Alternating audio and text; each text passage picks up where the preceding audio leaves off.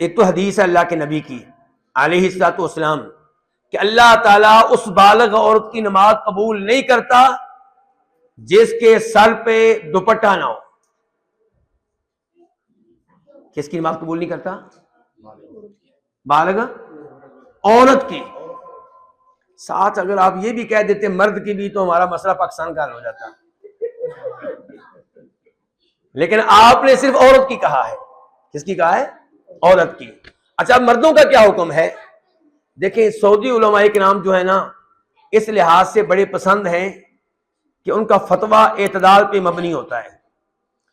Saudi उलमा खुद टोपी भी पहनते हैं, ऊपर रुमाल भी लेते हैं, दो काम करते हैं। आपने देखा ही होगा, नीचे टोपी भी होती है, ऊपर रुमाल भी होता है।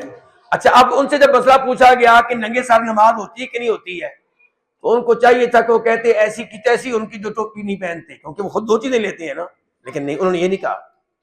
उन्होंने कहा कि इसका ताल्लुक है आपके कल्चर से, इसका ताल्लुक है आपके मुल्क से। अगर आपके माहौल में सर ढांकने को अच्छा समझा जाता है तो नमाज में सर ढांके, और अगर आपके माहौल में सर ढांकने को अच्छा नहीं समझा जाता तो फिर आप नंगे सर भी नमाज पढ़ेंगे तो कोई मसला नहीं है। तो अब जवाब क्या, खुलासा क्या है कि अगर आपकी कोई ऐसी टोपी है जिसमें आप प्यारे लगते हैं, जो आप शादी की तकरीब में पहनकर जाना पसंद करते हैं, आपस में जाएं तो वहां भी पहनने को इजाज समझते हैं, तो मस्जिद में भी पहन कर आए। और अगर टोपी ऐसी है जो शादी की तकरीब में पहनते हुए शर्म आती है, आपस में पहनने तो मस्कीन लगते हैं, तो क्या इस टोपी के लिए नमाज ही रह गई है?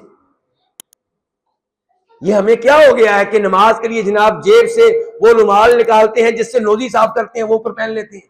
इन्ना लिल्लाहि व इन्ना इलैहि राजिऊन। टोपी पहनते हैं तो वो पहनते हैं जो किसी जमाने में सफेद हुआ करती थी, अब वो ब्लैक एंड व्हाइट हो चुकी है मैल की वजह से। तो ये तो तौहीन है नमाज की। तो जो अच्छा रुमाल है, अच्छी टोपी है जिसमें आप प्यारे लगते हैं, वो पहनकर आए, जरूर पहनकर आए। ये देखे ना, शेख श्याम साहब की तरह की टोपी पहनकर आए, कितनी प्यारी लग रही है। जी जी, या हमारे कारी साहब की भी टोपी बड़ी प्यारी है, देखें ऐसी पहनकर आए, माशाल्लाह। नहीं, हम तो सादा दरवेश आदमी हैं।